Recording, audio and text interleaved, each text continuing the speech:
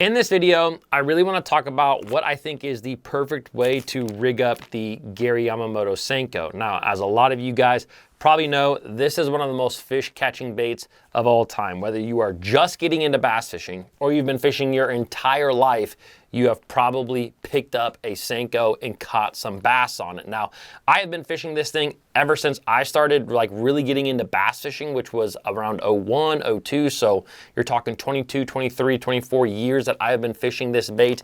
And I've used a lot of different hooks with this bait, a lot of different rigging methods with this bait, and I really settled on just a few specifically hooks that I like with it and how I like to rig it. So in this video, I'm gonna show you exactly how I rig this bait, what I find to be the most successful. Now, before we get into it, this video is brought to you by Fin Fishing Apparel, and right now for the month of August, I am running a contest. It is a giveaway. So basically for every $1 that is spent over at Fin Fishing, gets you an entry to win one of 8 different prizes. So I'm actually going to be giving away 7 different bait cast rods, the ones that I have right here. Also a brand new Arc Gravity 2 reel. Also, anyone who buys anything in this month is going to receive a free mystery lure in their package.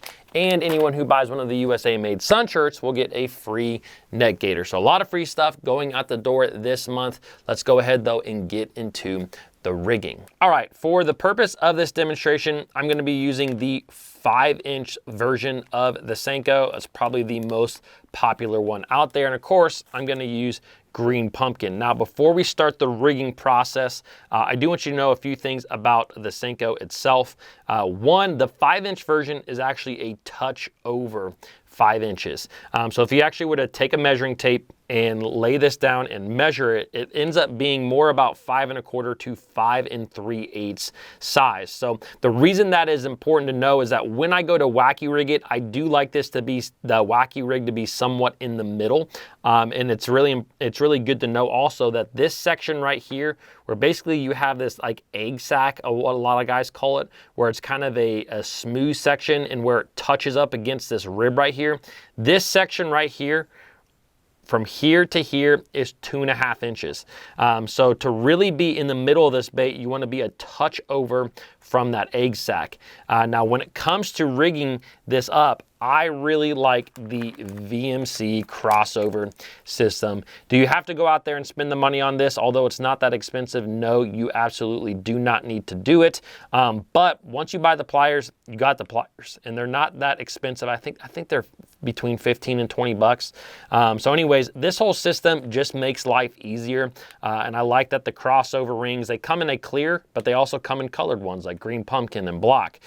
So anyways, I'm gonna go ahead and use the green pumpkin color today. Now, when it comes to the size of the crossover rings that you get, there's a number of different ones out there. A 4mm, I think a 5, a 6, a 7.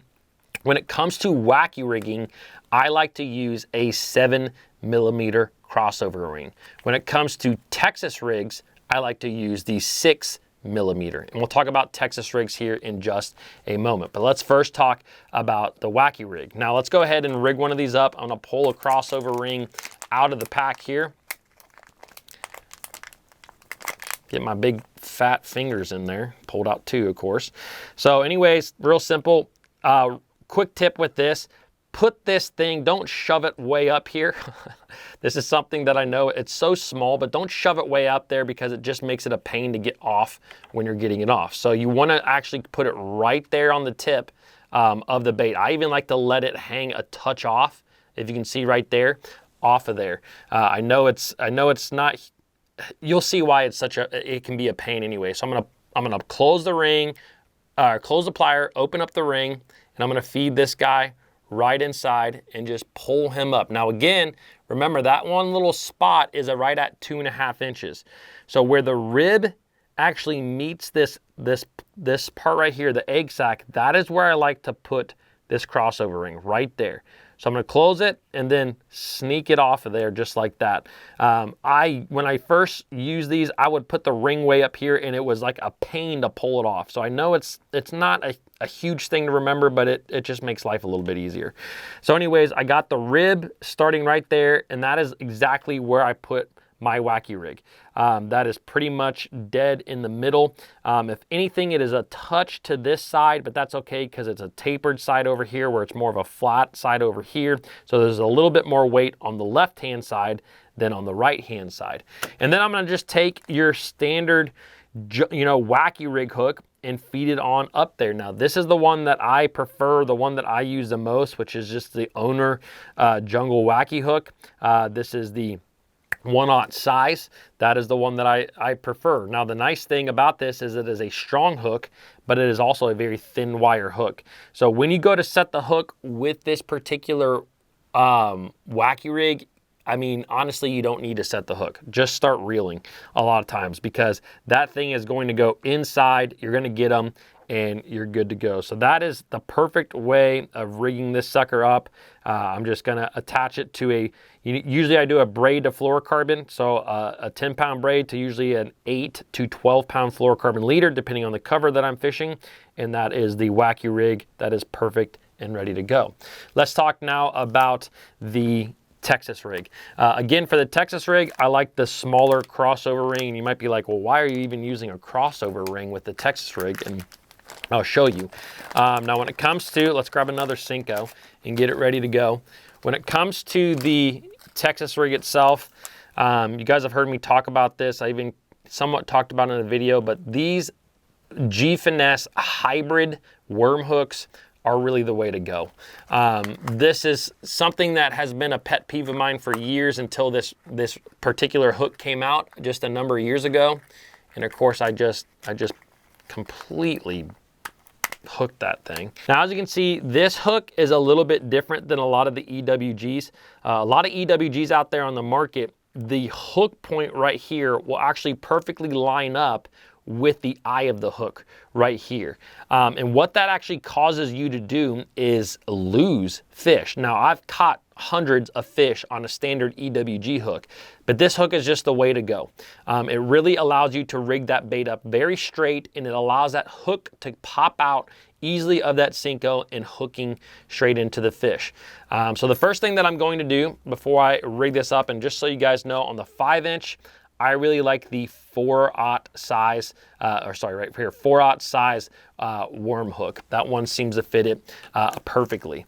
But again, I'm gonna use the number 6, the little bit smaller crossover ring when I go to rig this up, either weightless or Texas style. And all I'm gonna do is put this on the very tip of the worm itself. So the reason I like to use this crossover ring, it just allows me to get a few extra fish typically out of a Senko when I'm rigging it Texas style. I'm actually going to put this right up here on kind of the nose of the bait. So I'm actually just gonna open up the pliers again, feed this in just a little bit, and then again, pull it off.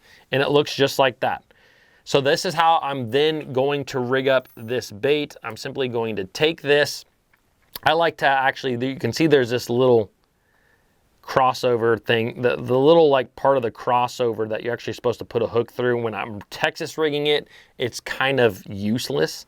So I'm actually just going to take this, put it through, and pop it out on the same side that little, like, whatever that is, the little tit hair thing sticks out there. And then this is how I'm gonna rig up the bait.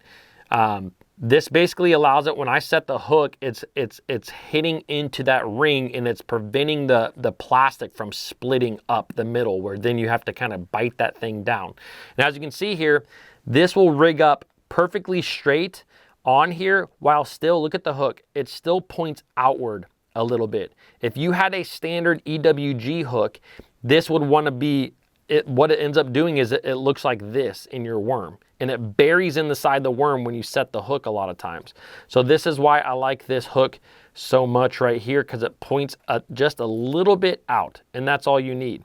Now, the way that I rig this, you can see with the 4/0, you can see that it's just into the egg sac. When you start to use this stuff, the same equipment a lot, you just start to kind of realize just a few little markers which help you to get that bait really, really straight, which is important on a Senko. Now, so I'm gonna pop this thing right on through just like that, and then I'm just gonna Texpose it just like that, and you get a perfectly straight bait every single time. And that thing right there, That's the way that I like to fish it a lot, whether it's with a weight on a Texas rig or even a weightless. I will use it a lot like this if I'm fishing around heavy cover with a weightless bait. So those two ways right there are how I like to rig up the Senko using the crossover system, and those are the hooks that I like as well. So guys, I hope you enjoyed this video. If you did, give it a thumbs up. Also, don't forget to check out the fin fishing gear right there, and I will see you guys in the next one.